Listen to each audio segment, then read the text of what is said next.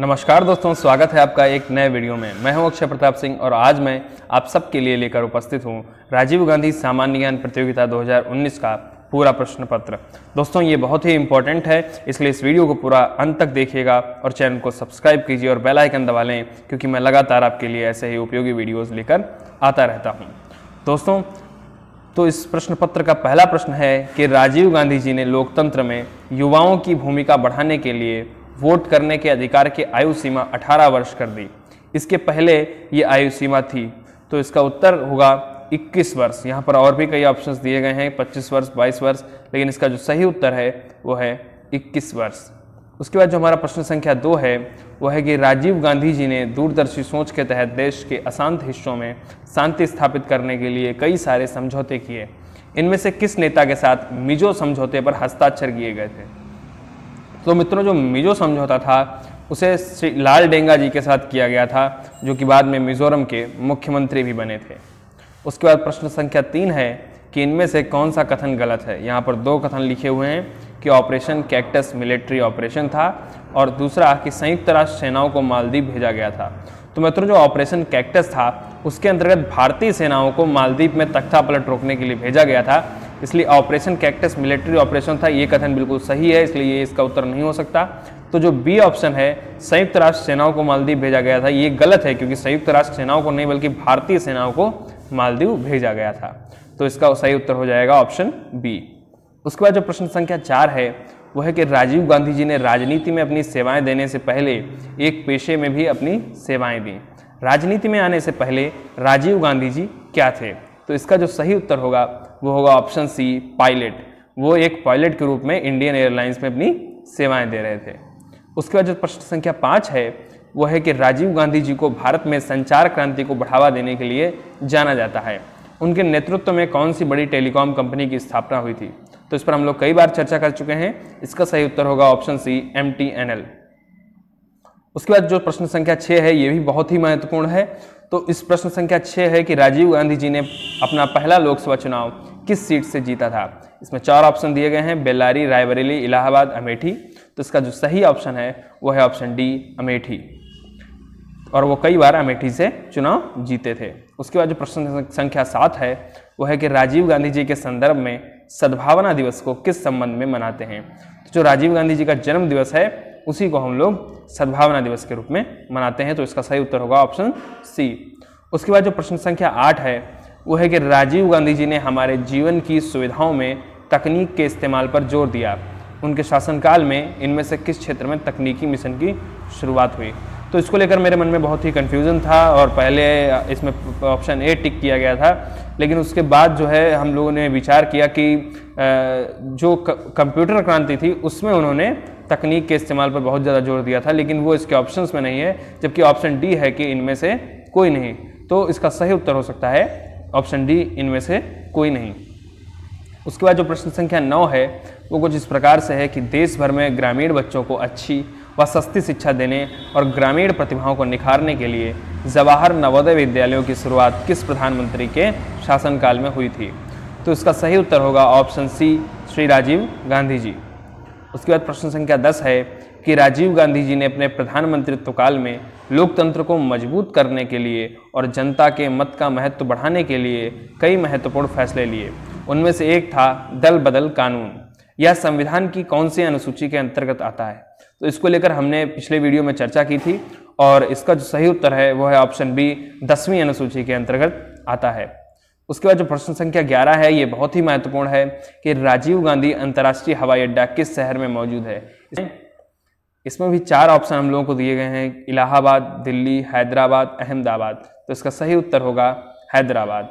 उसके बाद प्रश्न संख्या 12 है कि राजीव गांधी जी पड़ोसी देशों की वाजिब मदद को समर्पित थे। राजीव गांधी जी ने किस देश में तख्ता पलट रोकने में मदद की थी? तो इसका सही उत्तर होगा मालदीव, जिस पर हम लोग पहले भी ऑपरेशन कैक्टस पर चर्चा कर चुके हैं। तो मालदीव में उन्होंने तख्ता पलट रोकने में मदद की थी। तो अब बढ़ते हैं इस प्रश्न पत्र के दूसरे पन्ने की ओर। जो प्रश्न संख्या 13 है वो कुछ इस प्रकार से है कि श्री राजीव गांधी जी का प्रधानमंत्रित्व काल क्या था? तो उनका प्रधानमंत्रित्व काल था 1984 से लेकर 1989 तक, और इस पर हम पहले भी चर्चा कर चुके हैं 1984 से 1989 तक। उसके बाद प्रश्न संख्या 14 है कि अंग्रेजी शासन के विरुद्ध हुए संथाल विद्रोह से संबंधित नेता इनमें से कौन है। तो ये प्रश्न भारतीय स्वतंत्रता संग्राम से संबंधित है। तो इसके जो सही उत्तर है वो होगा ऑप्शन सी, सिद्धू और कान्हू। और जो मुंडा विद्रोह था उसके नेता थे बिरसा मुंडा। उसके बाद प्रश्न संख्या 15 जो है कि कहा जाता है कि भारत छोड़ो आंदोलन अंग्रेजी हुकूमत के ताबूत में अंतिम कील था। कांग्रेस ने 1942 में अंग्रेजों भारत छोड़ो प्रस्ताव कहाँ पारित किया। तो इस पर हम लोग इसके पहले के वीडियो में चर्चा कर चुके हैं। इसका सही उत्तर होगा वर्धा। वर्धा में अंग्रेजों भारत छोड़ो का प्रस्ताव पारित हुआ था। उसके बाद जो प्रश्न संख्या 16 है वो है कि सरदार वल्लभ भाई पटेल ने बारदोली में किसानों के साथ मिलकर जोरदार आंदोलन छेड़ा। इस आंदोलन में उन्होंने कौन सा नारा दिया था। तो इसका सही उत्तर होगा कर मत दो। तो ये इसका ऑप्शन बी सही उत्तर होगा। प्रश्न संख्या 17 है कि देश में जवाहरलाल नेहरू ने आज़ादी के बाद नई दिशा देने के लिए तमाम कारखानों की स्थापना की। उनके नेतृत्व में 1955 में बना भिलाई इस्पात कारखाना किस राज्य में स्थित है। तो इसका उत्तर होगा छत्तीसगढ़। दोस्तों अगर ये वीडियो आपको पसंद आ रहा हो तो इस वीडियो को लाइक अवश्य कीजिएगा। आज मैं लक्ष्य रखता हूं कम से कम 1000 लाइक का। उसके बाद जो हमारा प्रश्न संख्या 18 है वह है कि राजीव गांधी जी का जोर किसानों को मदद करने और पर्यावरण संरक्षण दोनों पर था। इसको ध्यान में रखते हुए उन्होंने 1985 में बंजर भूमि के उपयोग के लिए किस संस्था की स्थापना की थी। तो इसका सही उत्तर होगा option C, national wasteland development board. National wasteland development board. तो यहाँ पर हम लोगों को एक प्रश्न और मिल सकता है कि इसकी स्थापना किस सन में की गई थी। तो इसकी स्थापना हुई थी 1985 में। उसके बाद प्रश्न संख्या 19 है। इस पर भी हम लोग पहले ही एक वीडियो में चर्चा कर चुके हैं। तो ये है कि अंतरिक्ष में जाने वाले प्रथम भारतीय स्क्वाड्रन लीडर राकेश शर्मा से तत्कालीन प्रधानमंत्री इंदिरा गांधी ने पूछा कि अंतरिक्ष से भारत कैसा दिखता है। तो राकेश शर्मा का जवाब था सारे जहां से अच्छा। तो इसका सही उत्तर है ऑप्शन बी, सारे जहां से अच्छा। इस पर हम लोगों ने जो विज्ञान एवं प्रौद्योगिकी पर वीडियो है उस पर चर्चा की थी। तो उसका लिंक भी नीचे डिस्क्रिप्शन में है, आप वहां से उसे भी देखिएगा। उसके बाद ऑप्शन 20 जो है कि यह चर्चित उक्ति किस महान व्यक्ति द्वारा की गई। जहां मन भय रहित हो, जहां विवेक की सरिता को अविवेक और अंधविश्वास के रेगिस्तान ने सोख ना लिया हो, यानी where mind is without fear. तो ये एक कविता है जो पहले यूपी बोर्ड के कोर्स में भी सम्मिलित थी और शायद अब भी हो। तो उसके जो रचयिता थे वो थे रविंद्रनाथ टैगोर। उसके बाद प्रश्न संख्या 21 है कि राजीव गांधी जी को भारत में कंप्यूटर और सूचना क्रांति का मार्गदर्शक माना जाता है। तकनीक के संदर्भ में उनका जोर इनमें से किस बात पर था। तो दोस्तों पहला ऑप्शन है कि तकनीक आयात करने। तो तकनीक आयात क्या होता है, जब हम लोग बाहर से टेक्नोलॉजी को अपने देश में लाते हैं। दूसरा था तकनीक को सीमित लोगों के हाथों में देने, तकनीक को अनदेखा करना है। और दूसरा जो ऑप्शन बी था वो था देशज तकनीक विकसित करने। तो उन्होंने देशज तकनीक विकसित करने पर जोर दिया था। उन्होंने भारत में सीडैक की स्थापना की थी जिसने। उसके बाद जो प्रश्न संख्या 22 है वह है कि वल्लभ भाई पटेल को सरदार की उपाधि किस आंदोलन के बाद मिली। तो वल्लभ भाई पटेल जी को सरदार की उपाधि बारदोली सत्याग्रह के बाद मिली थी। उसके बाद प्रश्न संख्या 23 है कि अंग्रेजी शासन द्वारा किया गया क्रूरतम जलियांवाला हत्याकांड किस तारीख को हुआ। तो जो जलियांवाला हत्याकांड है वो हुआ था 13 अप्रैल 1919 को। इस पर हम लोगों ने भारतीय स्वतंत्रता संग्राम से संबंधित वीडियो में चर्चा की थी, उसका लिंक नीचे डिस्क्रिप्शन में है, आप वहां से उसे भी देख सकते हैं। उसके बाद जो हमारा प्रश्न संख्या 24 है वह है कि गांधी जी ने भारत में सत्याग्रह का सबसे पहला प्रयोग किस जगह पर किया था। तो उन्होंने सबसे पहला प्रयोग किया था सत्याग्रह का चंपारण सत्याग्रह में, जो बिहार में एक जगह है। और मित्रों इस पर बहुत से मित्रों ने मुझसे कहा था कि उन्होंने दक्षिण अफ्रीका में भी सत्याग्रह किया था, लेकिन वहां का सत्याग्रह दक्षिण अफ्रीका में हुआ था और ये भारत में सत्याग्रह का सबसे पहला प्रयोग चंपारण में हुआ। उसके बाद प्रश्न संख्या 25 है कि ब्रिटिश हुकूमत की नाक में दम कर देने वाले क्रांतिकारी भगत सिंह, सुखदेव और राजगुरु को फांसी कब दी गई। तो इसका सही उत्तर होगा 23 मार्च 1931 को। 23 मार्च 1931 को। उसके बाद जो प्रश्न संख्या 26 है वह है कि राजीव गांधी जी इनमें से भारत में हुई किस क्रांति के मार्गदर्शक थे। तो इसका सही उत्तर होगा कंप्यूटर क्रांति। उसके बाद जो प्रश्न संख्या 27 है वह है कि राजीव गांधी जी ने अंतर्राष्ट्रीय जगत में भारतीय पहलकदमियों की पैठ बनाने के लिए कई सारे कार्य किए। उनमें से एक था दिल्ली डिक्लेरेशन। यह किसके संदर्भ में था। तो ये था न्यूक्लियर हथियार घटाने के संदर्भ में। तो ये थे 27 प्रश्न। उसके बाद हम बढ़ते हैं आगे के प्रश्नों की ओर। तो जो प्रश्न ऊपर दिख रहा है 28वां, कि राजीव गांधी जी महिला अधिकारों को मजबूत करने के हिमायती थे। उनके प्रधानमंत्रित्व काल में महिलाओं के अधिकारों को मजबूती देने से संबंधित एक महत्वपूर्ण फैसला लिया गया था। वह फैसला था, तो इसका सही उत्तर होगा ऑप्शन बी, पंचायती राज और स्थानीय शहरी निकायों में 33% आरक्षण। तो इस पर हम लोगों ने कल परसों के वीडियो में चर्चा की थी। उसके बाद जो प्रश्न संख्या 29 है वह है कि सती प्रथा निषेध अधिनियम किस प्रधानमंत्री के समय और कब पास हुआ। तो इसका सही उत्तर होगा ऑप्शन सी, राजीव गांधी जी के समय में 1986 में। उसके बाद जो प्रश्न संख्या 30 है वह है कि मूक नायक समाचार पत्र कौन निकालता था। तो इसका जो सही उत्तर होगा वो होगा कि बाबा साहब अम्बेडकर जी ने मूक नायक समाचार पत्र का स्थापना की थी। उसके बाद जो प्रश्न संख्या 31 है वह है कि राजीव गांधी जी द्वारा किए गए तमाम शांति समझौतों में से असम समझौता किस साल में किया गया था। तो इसका सही उत्तर होगा 1985। इसका सही उत्तर होगा ऑप्शन बी, 1985।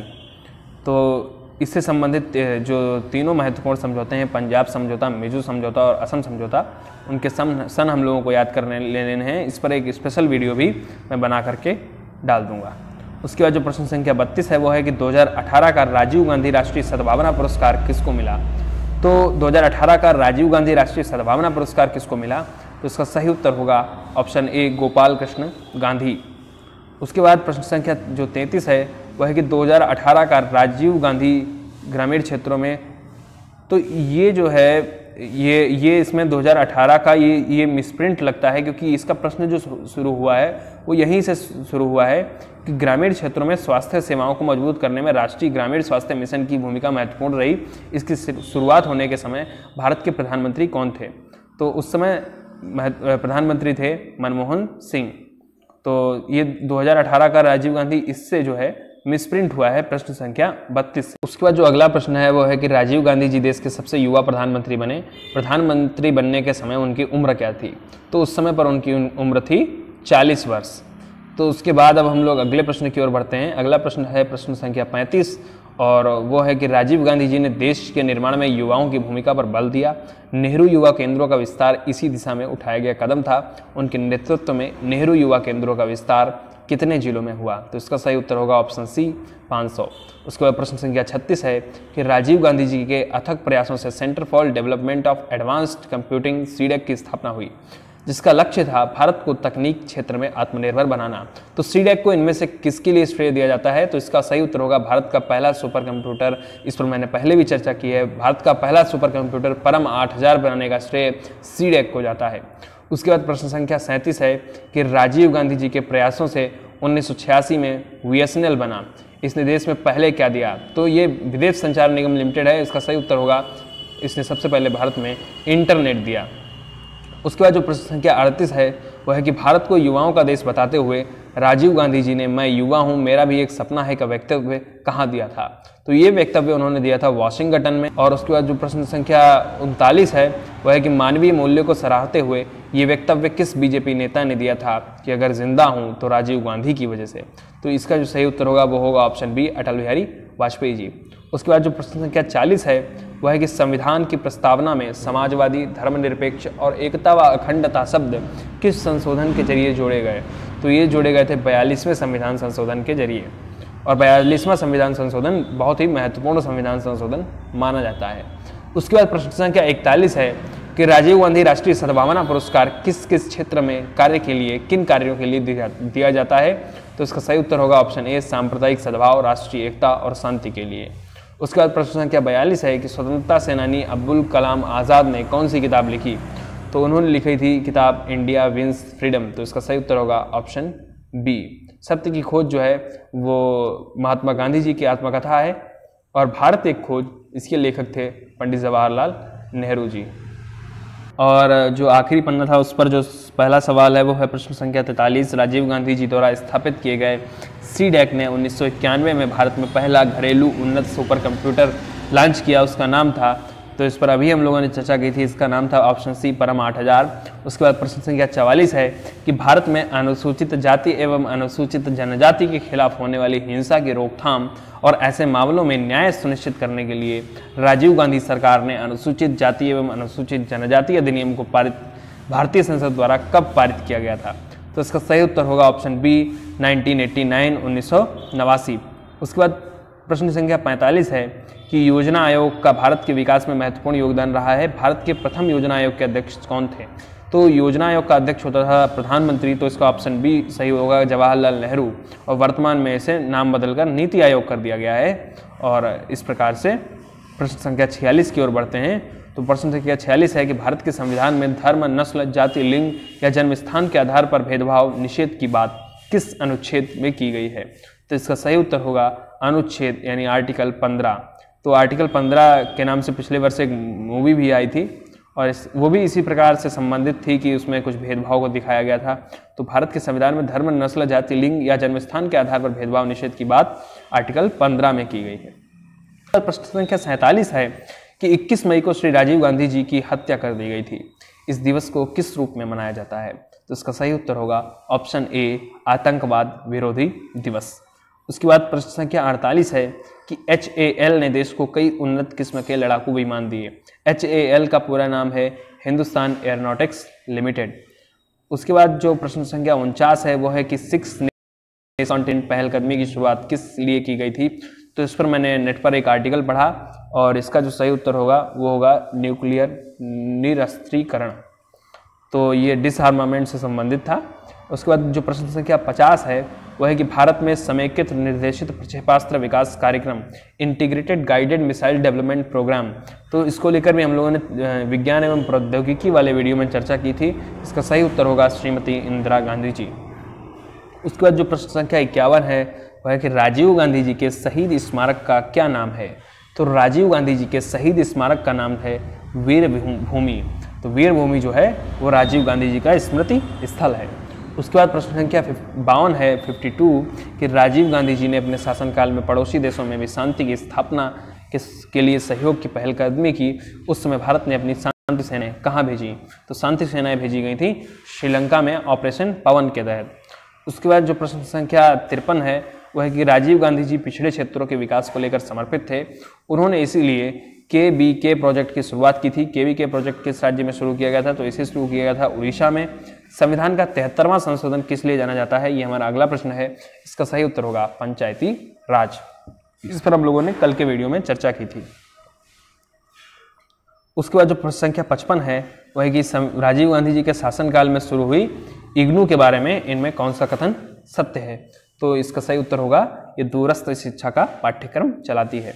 उसके बाद प्रश्न संख्या 56 होगा भारतीय अंतरिक्ष अनुसंधान संगठन इसरो की स्थापना कब की गई थी? तो ये जो प्रश्न था इसका उत्तर है 1969। उसके बाद प्रश्न संख्या 57 है कि इग्नू की स्थापना कब हुई? तो इसका सही उत्तर होगा 1985। Indira Gandhi national open university की स्थापना हुई 1985 में। उसके बाद प्रश्न संख्या 58 है कि राजीव गांधी जी ने KBK प्रोजेक्ट की शुरुआत की। KBK प्रोजेक्ट का फंड कौन देता था? तो इसका सही उत्तर होगा केंद्र सरकार। उसके बाद प्रश्न संख्या 59 जो है भारत एक खोज किताब इस देश की सभ्यता, संस्कृति और इतिहास से जुड़ा एक महत्वपूर्ण दस्तावेज है। इस किताब के लेखक कौन थे? तो इसका सही उत्तर होगा जवाहरलाल नेहरू जी। उसके बाद जो प्रश्न संख्या 60 है वह है कि भारत के पहले गृह मंत्री सरदार पटेल के पास गृह के अलावा और कौन कौन से विभाग थे? तो उनके पास सूचना प्रसारण और राज्यों के मामले का विभाग था। तो इस वीडियो को देखने के लिए बहुत बहुत धन्यवाद। चैनल को सब्सक्राइब कर लीजिए और वीडियो को लाइक करें।